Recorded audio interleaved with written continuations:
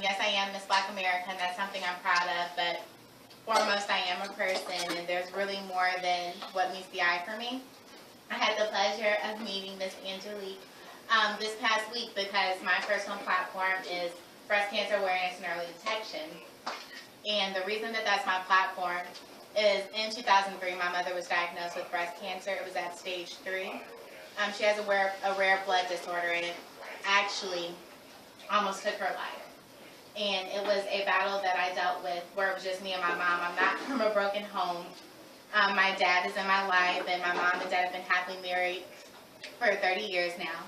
However, at the time, he was deployed overseas. And so for about 2 to 3 years, including my mom's treatment, it was just me and her. And it was the first time that I felt alone and that I was doing everything on my own.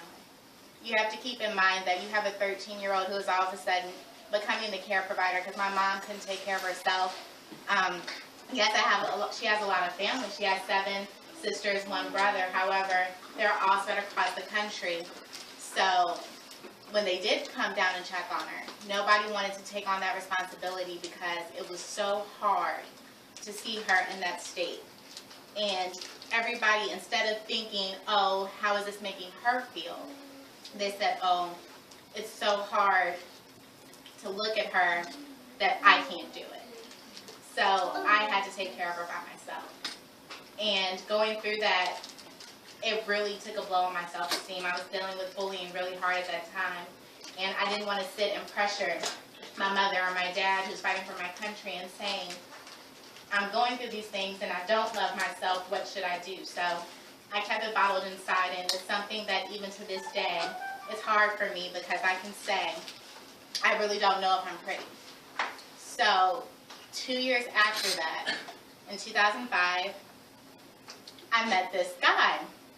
And he was everything that I wanted. He was amazing. And I felt that God finally brought him to me after dealing with my mom's disease because I deserved to have somebody who loved me and who loved me for me and wanted to know how Dymond was doing. And I have this pageant title, and I've had it for 10 years, and I've been competing and having one every year for about 10 years. However, that ended up being all of who I was.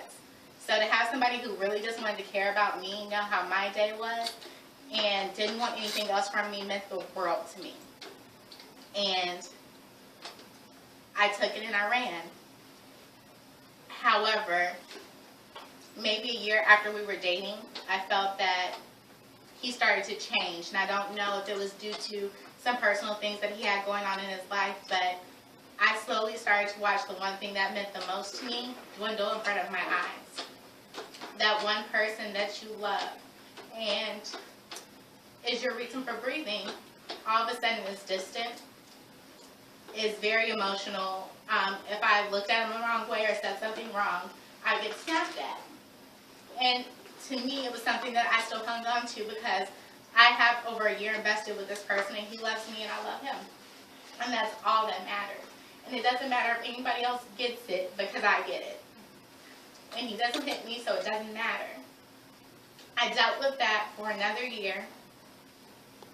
And I remember because he was an engineer. Big on cars.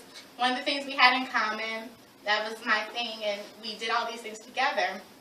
He wrecked his car when he was doing this Saturday meet. And he came home, he was upset, and he called me, and I said, oh, I'll meet you there, it's no big deal. And when I met him, I don't even remember what I said. It was just something as simple as what happened. And that was the first time that he hit me. And I can say that all the things that the former speaker was mentioning on, I've had every single one of those emotions as far as, well, it's my fault. I should have learned. I should have been quiet.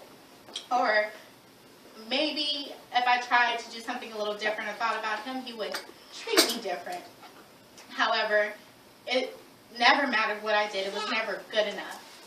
And he took my low self-esteem that he knew about, and he played it against me for 2 more years of my life. So I have 5 years where I'm in a relationship and I'm being toyed with. I'm being treated as if I'm not a person.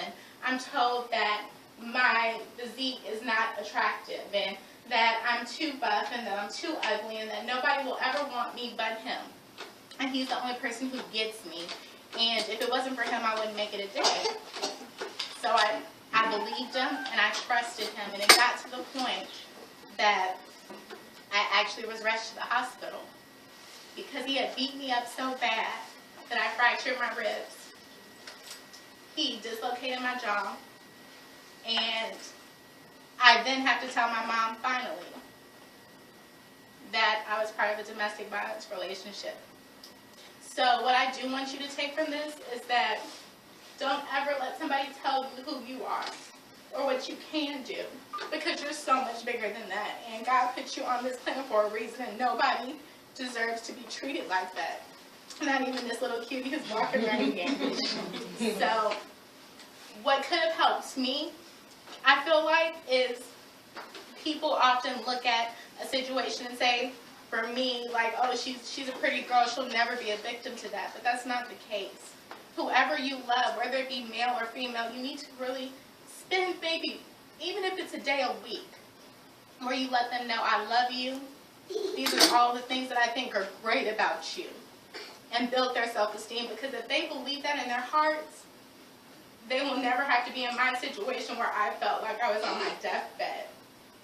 So always love others. Make sure that they understand that there is a beauty inside them. And if you see where it's a problem, or you see somebody covering up, or they just slowly start to become a different person, even if it's not from a domestic violence relationship, encourage them to get help.